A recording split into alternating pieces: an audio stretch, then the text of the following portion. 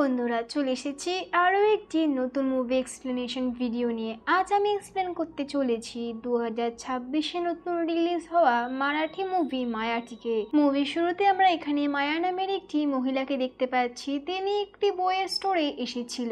সেখানে এসে তার একজন পুরনো বন্ধুর সাথে তার দেখা হয়। তার ফ্রেন্ড তখন তাকে তার স্টুডিওতে কথা বলার জন্য ডাকে। এখানে আমরা আরো জানতে পারি আসলে মায়া যে ছিল সে লন্ডনে থাকতো, আর এখন সে অনেকদিন পর মুম্বাইতে ফেরত এসেছে।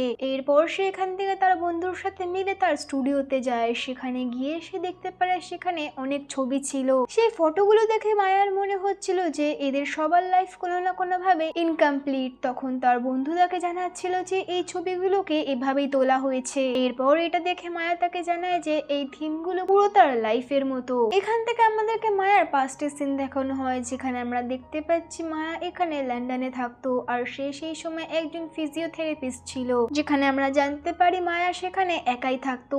এরপর এখানে মায়া জানতে পারে তাকে এখানে তার একজন ক্লায়েন্ট মাহেশের কাছে দেখা করতে যেতে হবে, যার কিছুদিন আগে সার্জারি হয়েছিল, আর সাডেনলি তার এখানে অনেক বেশি পেইন হচ্ছে। সেই কারণে এখানে মায়াকে তার সাথে দেখা করার জন্য তার বাড়িতে যেতে হবে। এরপর সেখানে গিয়ে তার দেখা এখানে মাহেশের বন্ধু আনন্দের সাথে দেখা হয়, যে তাকে মাহেশের কাছে নিয়ে যায়। কিন্তু মাহেশ সেখানে যখনই মায়াকে দেখতে পারে তখনই তাকে দেখে অনেক বেশি রেগে যায় এবং সেখানে চিৎকার করে বলতে লাগে যে তার কোনো চিকিৎসার প্রয়োজন নেই, এখান থেকে তাড়াতাড়ি করে যেন বেরিয়ে যাক। এইটা শুনে এখানে মায়া তো একটু হার্ট হয় এবং এখান থেকে চুপচাপ বেরিয়ে যায়। তারপর আমরা জানতে পারি যে মাহেশ যে ছিল সে সবসময় এরকম রেগে থাকতো, আর সবার সাথে এভাবে রেগে রেগে কথা বলতো। এরপর যখন মায়া সেখান থেকে বাড়ি চলে আসে তখন সে এখানে ইনফর্ম করে যে তার পেশেন্ট লিস্টের থেকে মাহেশকে সেখান থেকে সরিয়ে দিতে। এরপরে যখন মায়া তার বাড়িতে ছিল তখন তার কাছে তার ভাইয়ের ফোন আসে। তার ভাই তাকে জানাচ্ছিল যে আসলে মায়ার যে পুরনো জায়গা ছিল সেখানের ভাড়াটা শোধ করে সেই জায়গাতে তারা একটা নতুন বিল্ডিং তৈরি করছে, অর্থাৎ মেয়েটাকে দিচ্ছে। এই জন্য এখানে মায়ার সাইন প্রয়োজন ছিল। সেই কারণে মায়ার ভাই এখানে তাকে ফোন করেছিল। এরপর মায়া সেখানটাতে সাইন করে এবং তার ভাইকে জানিয়ে দেয় যে সে পেপারটা ঠিক পাঠিয়ে দেবে। এখানে আমরা জানতে পারি যে মায়ার সাথে তার ভাইয়ের সম্পর্ক তেমন একটা ভালো ছিল না। আসলে এখানে পাস্টে মায়ার সাথে তার ভাইয়ের কিছু ঝামেলা হয়েছিল, যার কারণে তারা হয়তো এখন আর ঠিকভাবে কথা বলে না। কিছু বছর আগে যখন মায়া মুম্বাইতে থাকতো তখন হয়তো তার সাথে কিছু ঘটনা ঘটেছিল, যার পরে সে সেইখান থেকে এখন লন্ডনে শিফট হয়ে যায়। তার ভাই তাকে সবসময় বোঝানোর চেষ্টা করতো যে বাড়িতে ফিরে আসতে, কিন্তু মায়া তো একদমই সেখানে যাওয়ার জন্য রাজি হতো না। এরপর মায়া কলটি কেটে এখান থেকে তার মামির সাথে দেখা করতে চলে যায়, যে লন্ডনেই থাকতো। সেখানে গিয়ে সে তার মামিকে বলতে শুরু করে দেয় যে মাহেশ কিভাবে তার সাথে বাজে ব্যবহার করেছে এবং কিভাবে তাকে সেখান থেকে চলে যেতে বলেছে। সে আরো জানাচ্ছিল যে মাহেশের চিকিৎসার অনেক বেশি প্রয়োজন, কিন্তু সে এমনটা একদমই করতে রাজি হচ্ছিল না। তখন তার কথা শুনে তার মামি তাকে জানায় যে লোকের চিন্তা এত বেশি করো না, নিজের লাইফের চিন্তাটাও একটু করো। আসলে মায়া যে ছিল সে তার লাইফে কিছুই করার জন্য আর ইন্টারেস্টেড ছিল না। সেই মুহূর্তে আমরা দেখতে পারি মায়ার কাছে সিদ্ধার্থের ফোন আসে, যে ছিল সেই মাহেশের ছেলে। সে তাকে সরি জানাচ্ছিল এবং তাকে বলছিল যে আবারও তার বাবার কাছে চিকিৎসা করার জন্য ফিরে আসতে, আর এরপর তার বাবা কখনোই তার সাথে এভাবে বাজে ব্যবহার করবে না। তারপর এটা শোনা মাত্র মায়া আবারও সিদ্ধার্থের কাছে চলে যায় এবং সেখানে গিয়ে তার সাথে কথা বলতে চালু করে দেয়। সিদ্ধার্থের সাথে কথা বলে এখানে মায়ার সিদ্ধার্থকে অনেক বেশি পছন্দ হয়। তার মনে হয় যে তিনি অনেক ভালো একজন ব্যক্তি। সিদ্ধার্থ তাকে বলছিল যে তার বাবা একটু এরকমই, সে সবসময় ছোট ছোট ব্যাপারে রাগ করে ফেলে। অনেক বছর আগে তার বাথরুমে ফিসলে পড়ে যাওয়ার কারণে পায়ে একটু ফ্র্যাকচার হয়ে গেছিল, আর তারপর থেকে তার অবস্থা এরকম হয়ে গেছে। সার্জারি তো ঠিকঠাক ভাবে হয়ে গেছিল, কিন্তু তারপর সে কোনো কাজ করতে একদমই মানা করে দিয়েছিল, যার ফলে তার পেইনটা আস্তে আস্তে বেড়ে গেছিল। এরপর এই সমস্ত কিছু শুনে মায়া আবারও চেক করতে আসে, কিন্তু মহেশের এখানে অনেক বেশি পেইন হচ্ছিল। সেই কারণে সে এখানে মায়ার ওপর দোষ দিতে চালু করে দেয় এবং তাকে বলতে লাগে তার জন্য তার পায়ের পেইনটা বেড়ে গেছে। এটা শুনে মায়া তখন তাকে জানায় যে ঠিক হতে গেলে একটু কষ্ট সহ্য করতে হবে, আর তাছাড়া আমাকে সরাসরি ভাবে বলে দাও যে তোমার এতে কোনো সমস্যা রয়েছে কিনা। যদি তোমার কোনো সমস্যা থাকে তাহলে আমি এখানেই থেমে যাব, খামোখা সে তার সময়টাকে এখানে নষ্ট করবে না। এটা বলে মায়া এখান থেকে চলে যেতে লাগছিল, কিন্তু মাহেশ তখন তার দোষটা এখানে বুঝতে পারে এবং সিদ্ধার্থকে বলতে লাগে যে সে তার ট্রিটমেন্ট করার জন্য রাজি হয়ে গেছে, সে তার ট্রিটমেন্টটা করাতে চায়। এটা শুনে সিদ্ধার্থ এখানে অনেক বেশি খুশি হয়ে যায়। তারপর সে তাড়াতাড়ি করে মায়াকে গিয়ে জানায় যে তার বাবার ট্রিটমেন্টের জন্য রাজি হয়ে গেছে। এটা শুনেও এখানে মায়া একটু খুশি হয়ে যায় এবং সে বলতে লাগে যে সে খুব তাড়াতাড়ি তার বাবার ট্রিটমেন্টটা এখানে চালু করে দেবে। এটা বলেই সে সেখান থেকে বেরিয়ে যায়, কিন্তু যাওয়ার সময় সে তার পাস্টের কথাই ভাবছিল, যার কারণে তার এখানে রাস্তার মাঝে ছোট একটা অ্যাক্সিডেন্ট হয়ে যায়। মায়া যখন সেখানেই দাঁড়িয়ে ছিল তখনই সেই মুহূর্তে সেখানে সিদ্ধার্থ চলে আসে। সে এসে তাকে বলছিল যে এখান থেকে সে তাকে ড্রপ করে দেবে, কিন্তু এখানে প্রথমে তো মায়া রাজি না হলেও পরে তার মনে হয় যে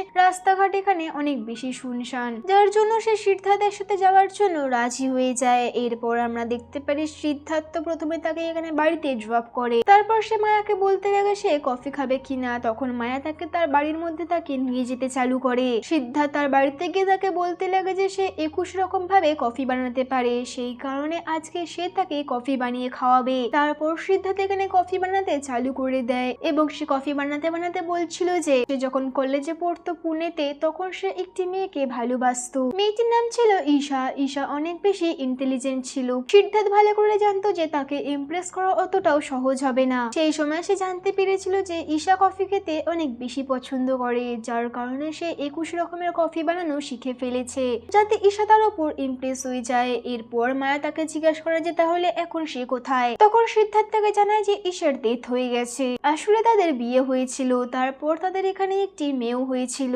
কিন্তু মীরার জন্মের পরেই এখানে ঈশার শরীর অনেক বেশি অসুস্থ হতে শুরু করে। প্রথমে থেকে তার এগুলো নর্মাল মনে হয়েছিল, কিন্তু পরে সে জানতে পেরেছিল আসলে তার ব্রেন হ্যামরেজ আছে, যার জন্য তার সেখানে ডেথ হয়ে যায়। আর তারপর থেকে সে একাই তার মেয়েকে সামলাতো। এরপর সিদ্ধার্থ এখান থেকে কফি বানিয়ে মায়াকে দেয়। তার কফিটি টেস্ট করে মায়ের এখানে অনেক বেশি পছন্দ হয়। কফি খাওয়ার পর সিদ্ধার্থ এখান থেকে চলে যায়। এরপর কিছুক্ষণ পর আমরা দেখতে পারি মায়ার কাছে তার মামির ফোন আসে। আজকে সে ডিনার করার জন্য তাকে তার বাড়িতে ডাকে। মামি আসলে চাইছিল যে মায়া যেন তার লাইফে মুভ অন করুক এবং লাইফে যেন সে কাউকে নিয়ে এগিয়ে যাক, সেই জন্য মায়ার সাথে দেখা করার জন্য সে তার বাড়িতে একটা ছেলে দেখেছিল।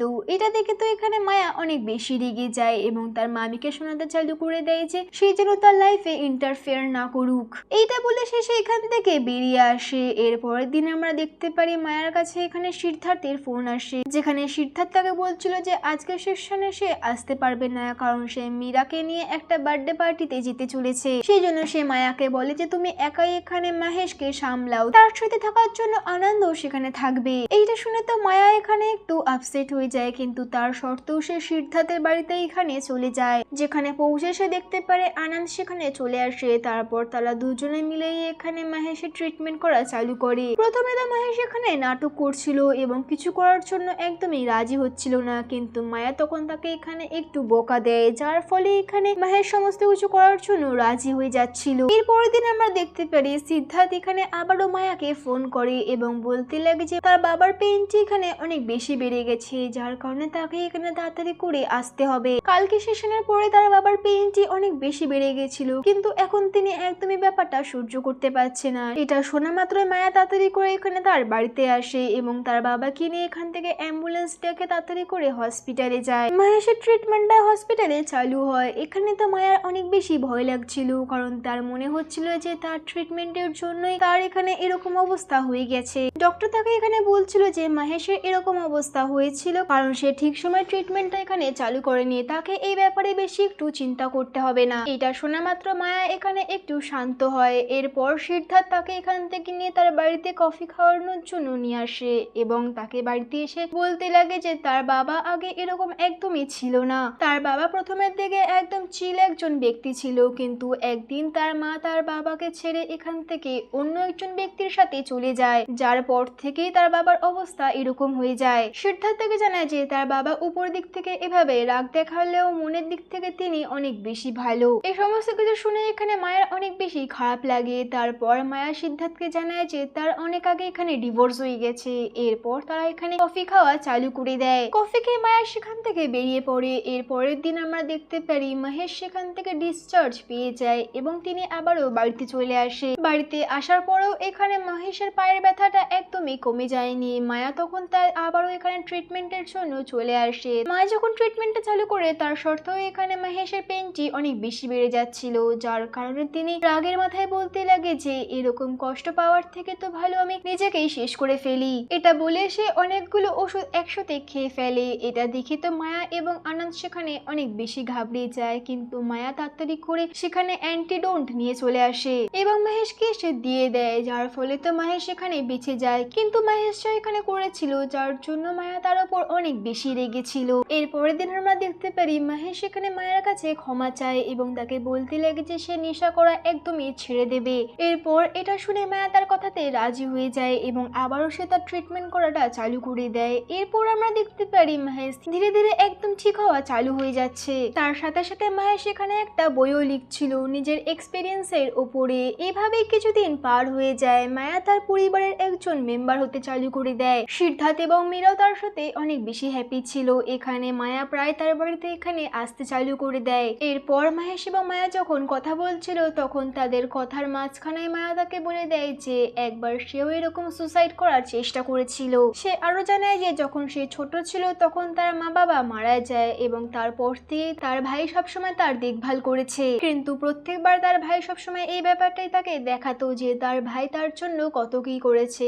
এরপর যখন সে তার কলেজে লাস্ট ইয়ারে ছিল তখন তার সাথে পরিচয় হয় আতুলের, আর সেই সময় সে আতুলকে বিয়ে করে নেয়। কিন্তু আতুল যে ছিল সে তার এখানে কেরিয়ারটাকে সামলাতে চেয়েছিল, যার কারণে এখানে মায়াকে ঘর সামলাতে হয়েছিল। এভাবে তাদের লাইফটা চলছিল, কিন্তু তারা যখন এখানে বাচ্চা নেওয়ার প্ল্যান করছিল তখন তাদের এখানে বাচ্চা হচ্ছিল না, কারণ মায়ার এখানে কিছু সমস্যা দেখা যাচ্ছিল। এর ফলে মায়া সেই সময় অনেক বেশি ট্রিটমেন্ট ব্যবহার করেছিল, যার ফলে একটা সময় এসে মায়া এখানে প্রেগনেন্ট হয়ে যায়। কিন্তু 4th মান্থ এসে এখানে মায়ার সাথে অনেক বেশি অদ্ভুত হয়ে যায়, যার ফলে তার বাচ্চা এখানে মিসক্যারেজ হয়ে যায়। যার পর থেকে এখানে মায়া আর কখনোই আর মা হতে পারবে না। এটা দেখে তার মনে হয়েছিল যে এর জন্য হয়তো তার পরিবারে কখনো সমস্যা হবে না, কিন্তু এরপর থেকে আতুলের বিহেভিয়ার একটু চেঞ্জ হতে চালু হয়ে যায়। অনেক সময় পর যখন মায়া এখানে আতুলের কাছে যাওয়ার চেষ্টা করেছিল তখন আতুল তাকে জানিয়েছিল যে এই সমস্ত কিছু করে এখন কি হবে, কারণ বাচ্চা তো এখন আর হবেই না। যেটা দেখে তো সেই সময় মায়া অনেক বেশি অবাক হয়ে গেছিল।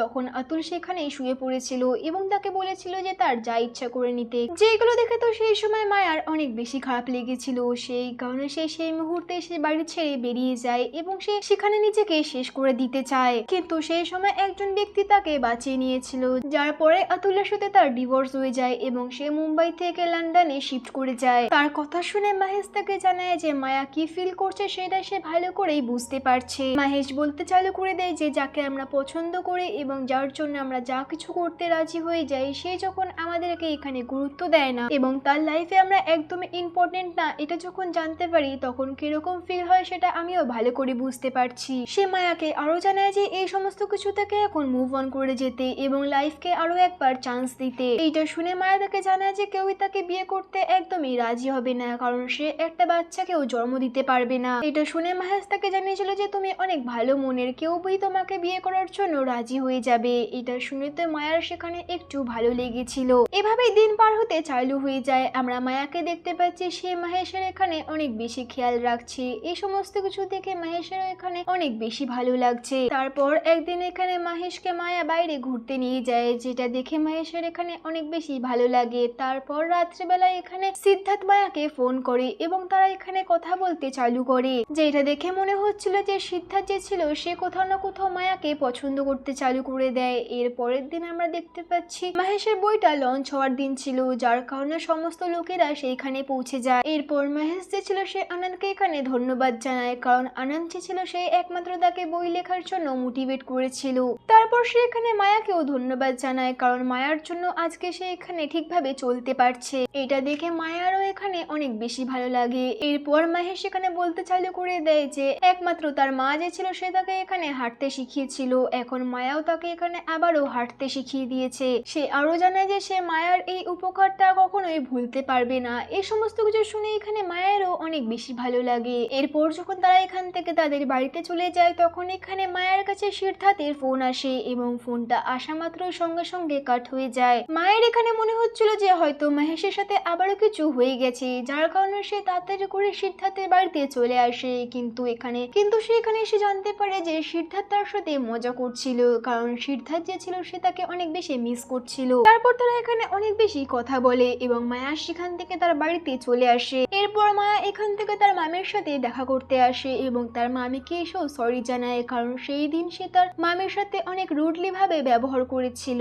এরপরের দিন আমরা দেখতে পারি মায়ার সেখানে বার্থডে ছিল। ছিল, যেখানে তার মামি তাকে দুটো গিফটের অফার করেছিল এবং তাকে বলেছিল যে এখান থেকে যে কোনো একটা গিফট রেখে নিতে। কিন্তু মায়া যে ছিল সে এখানে অনেক বেশি কনফিউজ ছিল এবং সে বুঝতে পারছিল না যে তার এখান থেকে কোন গিফটটা নেওয়া উচিত হবে। এরপর যখন এখান থেকে মায়া তার কাজের জন্য চলে যায়, সেখানে গিয়ে সে দেখতে পারে সিদ্ধার্থ তার সাথে দেখা করতে আসে এবং সে এসে তাকে জানায় যে আজকে সে তার জন্য একটা পার্টি রাখতে চাইছে এবং সেখানে সে তার সাথে তার মামিকেও ইনভাইট করতে চাইছে। তারপর মায়া এবং তার মামিরা মিলেও এখানে তার পার্টিতে চলে আসে। এখানে আসা মাত্র সিদ্ধার্থ তাদেরকে জানায় যে সে কিভাবে এখানে তার পরিবারে একজন ডক্টর হয়ে আসার পর এখানে একজন পরিবারের মেম্বার হয়ে দাঁড়িয়েছে। এইটা বলে সে মায়াকে বলতে লাগে যে সে চায় যে সে তার পুরো লাইফটা এখানে তার সাথেই কাটাতে। এটা বলে এখানে সিদ্ধার্থ তাকে আরো জানায় যে সে তাকে এখানে অনেক বেশি পছন্দ করতে চালু করে দিয়েছে।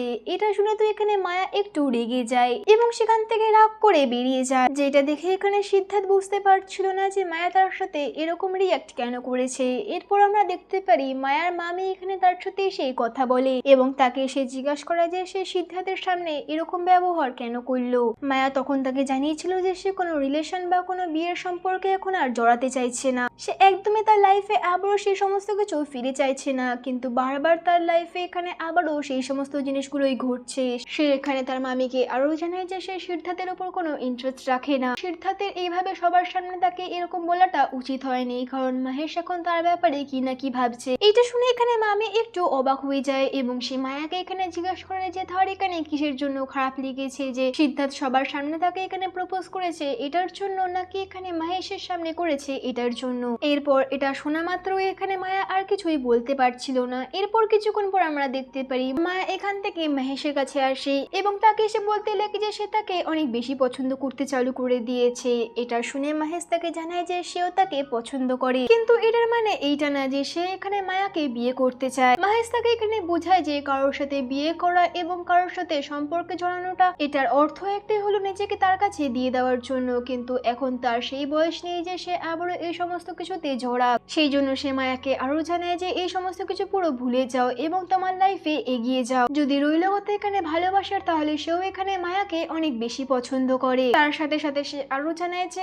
এখন সে ইন্ডিয়াতে ফেরত চলে যাবে এবং আজকের পর থেকে সে ইন্ডিয়াতেই থাকবে। এটা বলে এখানে মহেশ সেই সময় ইন্ডিয়াতে চলে আসে। এরপর এখান থেকে আমাদেরকে কাহিনী প্রেজেন্টের সিন দেখায়, যেখানে আমরা মায়াকে দেখতে পাচ্ছি যে এই সমস্ত স্টোরিগুলোই বলছিল। মায়ার তার লাইফের এই সমস্ত কাহিনীগুলোই তার ফ্রেন্ডকে বলছিল, কিন্তু সে আরো জানাচ্ছিল যে এখন সে তার লাইফে আর আগের মতো নেই, এখন সে নিজেকে অনেক বেশি গুছিয়ে ফেলেছে। তারপর সে সিদ্ধার্থকেও বলেছিল যে সে কেন তার ভালোবাসাটাকে এখানে একসেপ্ট করতে পারেনি। সিদ্ধার্থ তার ব্যাপারটি এখানে বুঝতে পেরে গেছিল। তারা এখনো ভালো ফ্রেন্ড রয়েছে। রইল কথা মহেশ এখন ইন্ডিয়াতে চলে এসেছে, কিন্তু প্যান্ডামিকের জন্য এখানে মহেশের মৃত্যু হয়ে যায়। তারপর কিছু সময় পর মায়া এখানে মুম্বাইতে আসে যাতে সে প্রপার্টির ব্যাপারে এখানে সাইন করতে পারুক, কিন্তু মুম্বাইতে আসার পর সে জানতে পারে তাদের যে মেয়ের ছিল তাদের মেয়ের এখানে ডেলিভারির টাইমে মৃত্যু হয়ে যায় এবং তার একটা ছোট্ট মেয়ে ছিল যার বাচ্চাটিকে সে কোলে তুলে বুঝতে পারে যে এই বাচ্চাটির এখন মায়ার প্রয়োজন। মায়া সেই বাচ্চা দিদাকে জিজ্ঞাসা করেছিল যে সে তাকে এখানে অ্যাডপ্ট করতে পারে কিনা, তখন তার দিদাও এই ব্যাপারে রাজি হয়ে যায়। তারপর এখানে মায়া সেই বাচ্চাটিকে অ্যাডপ্ট করে নেয়। সে সেই বাচ্চা মেয়েটির নামটি এখানে শেলি রেখেছিল